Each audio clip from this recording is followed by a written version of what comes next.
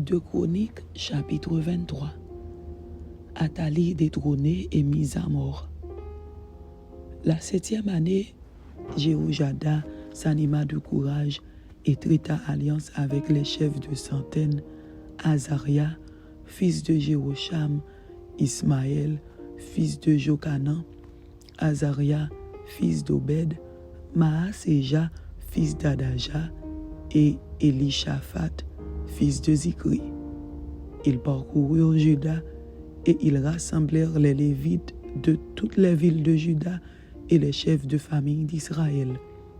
Et ils vinrent à Jérusalem. Toute l'assemblée traita alliance avec le roi dans la maison de Dieu.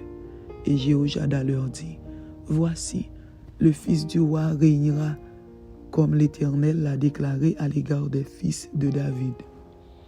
Voici ce que vous ferez. Le tiers qui parmi vous entre en service le jour du sabbat, sacrificateur et lévite, fera la garde des seuils.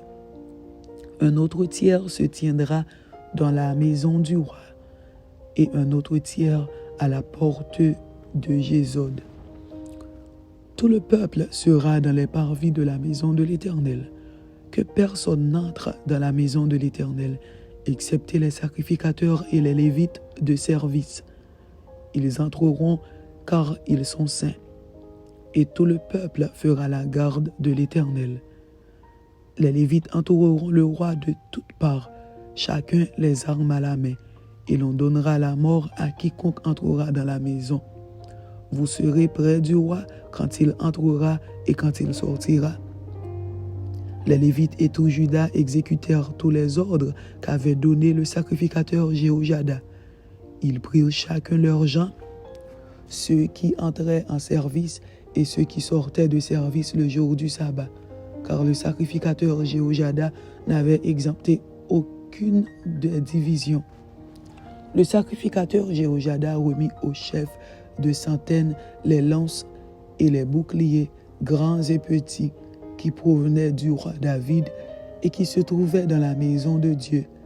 Il fit entourer le roi en plaçant tout le peuple, chacun les armes à la main, depuis le côté droit jusqu'au côté gauche de la maison, près de l'autel et près de la maison. On fit avancer le fils du roi, on mit sur lui le diadème et le témoignage, et on l'établit roi. Et Jéhojada et ses fils loignirent, et ils dirent, « Vive le roi !» Athalie entendit le bruit du peuple accourant et célébrant le roi, et elle vint vers le peuple à la maison de l'Éternel. Elle regarda, et voici, le roi se tenait sur son estrade à l'entrée, les chefs et les trompettes étaient près du roi. Tout le peuple du pays était dans la joie, et l'on sonnait des trompettes, et les chantres avec les instruments de musique dirigeaient les chants de louange. Athalie déchira ses vêtements et dit, « Conspiration, conspiration !» Alors le sacrificateur Jéhojada, faisant approcher les chefs de centaines qui étaient à la tête de l'armée, leur dit, « Faites-la sortir en dehors des rangs, et que l'on tue par l'épée quiconque la suivra. » Car le sacrificateur avait dit, « Ne la mettez pas à mort dans la maison de l'Éternel. » On lui fit place et elle se rendit à la maison du roi par l'entrée de la porte des chevaux. C'est là qu'ils lui donnèrent la mort. Jéhojada traita entre lui, tout le peuple et le roi, une alliance par laquelle il devait être le peuple de l'Éternel. Tout le peuple entra dans la maison de Baal et ils la démolirent. Ils brisèrent ses autels et ses images, et ils tuèrent devant les autels Mathan, prêtre de Baal. Jéhojada remit les fonctions de la maison de l'Éternel entre les mains des sacrificateurs, des Lévites, que David avait distribués dans la maison de l'Éternel pour qu'ils offrissent des holocaustes à l'Éternel, comme il est écrit dans la loi de Moïse, au milieu des réjouissances et des chantres, d'après les ordonnances de David. Il plaça les portiers aux portes de la maison de l'Éternel, afin qu'il n'entrât aucune personne souillée de quelque manière que ce fût. Il prit les chefs de centaines, les hommes considérés, ceux qui avaient autorité parmi le peuple, et tout le peuple du pays, et il fit descendre le roi de la maison de l'Éternel. Ils entrèrent dans la maison du roi par la porte supérieure et ils firent asseoir le roi sur le trône royal. Tout le peuple du pays se réjouissait et la ville était tranquille. On avait fait mourir Athalie par l'épée.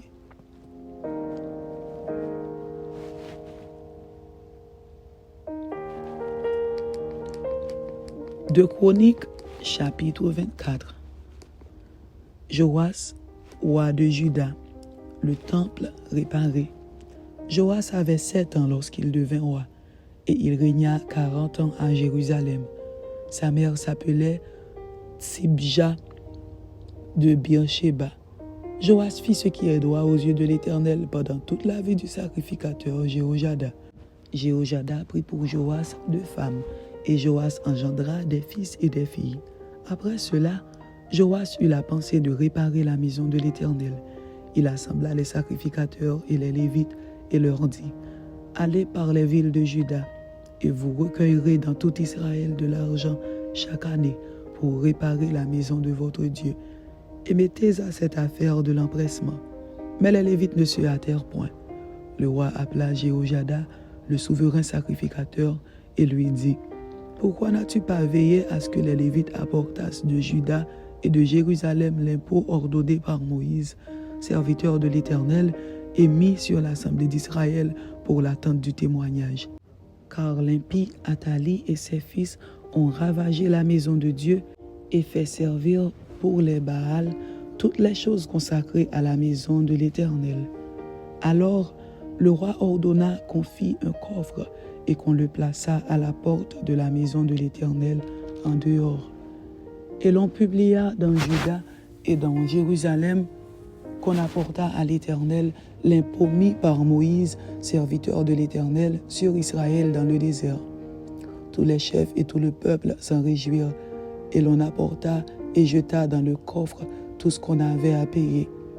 Quand c'était le moment où les Lévites, voyant qu'il y avait beaucoup d'argent dans le coffre, devaient le livrer aux inspecteurs royaux, le secrétaire du roi et le commissaire du souverain sacrificateur venaient vider le coffre. Ils le prenaient et le remettaient à sa place. Ils faisaient ainsi journellement, et ils recueillirent de l'argent en abondance. Le roi et Jéhojada le donnaient à ceux qui étaient chargés de faire exécuter l'ouvrage dans la maison de l'Éternel, et qui prenaient à gage des tailleurs de pierre et des charpentiers pour réparer la maison de l'Éternel, et aussi des ouvriers en fer ou en airain pour réparer la maison de l'Éternel. Ceux qui étaient chargés de l'ouvrage travaillèrent, et les réparations s'exécutèrent par leurs soins. Ils remirent en état la maison de Dieu et la consolidèrent. Lorsqu'ils eurent achevé, ils apportèrent devant le roi et devant Jéhojada le reste de l'argent, et l'on en fit des ustensiles pour la maison de l'Éternel, des ustensiles pour le service et pour les holocaustes, des coupes et d'autres ustensiles d'or et d'argent. Et pendant toute la vie de Jéhojada, on offrit continuellement des holocaustes dans la maison de l'Éternel. Jéhojada mourut, âgé et rassasié de jours. Il avait à sa mort 130 ans. On l'enterra dans la ville de David, avec les rois, parce qu'il avait fait du bien en Israël, et à l'égard de Dieu et à l'égard de sa maison. Retour à l'idolâtrie. Zacharie, fils du souverain sacrificateur, lapidé par ordre du roi. Invasion des Syriens, Joas assassiné. Après la mort de Jéhojada, les chefs de Juda vinrent se prosterner devant le roi. Alors le roi les écouta, et ils abandonnèrent la maison de l'Éternel, le Dieu de leur père, et ils servirent les Astartés et les idoles. La colère de l'Éternel fut sur Juda et sur Jérusalem, parce qu'ils s'étaient ainsi rendus coupables.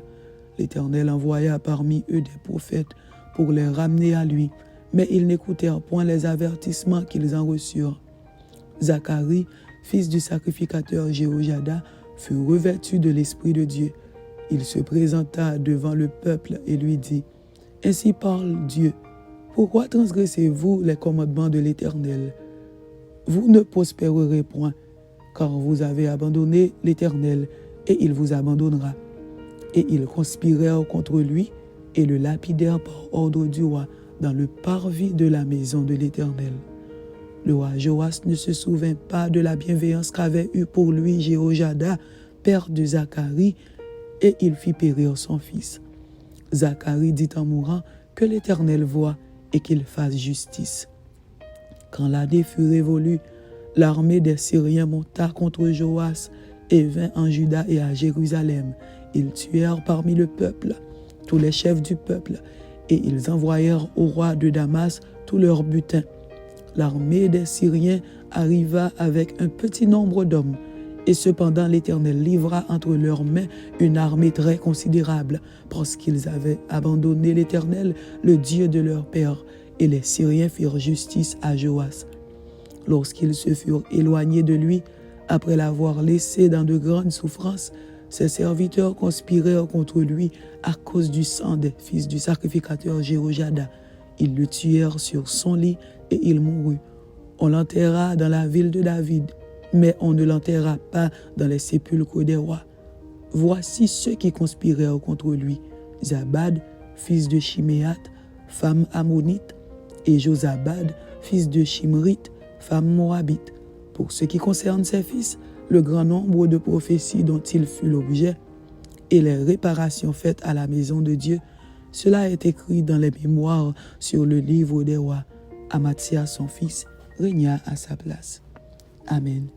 C'était 2 Chroniques chapitre 23 et 2 Chroniques chapitre 24. Que Dieu vous bénisse.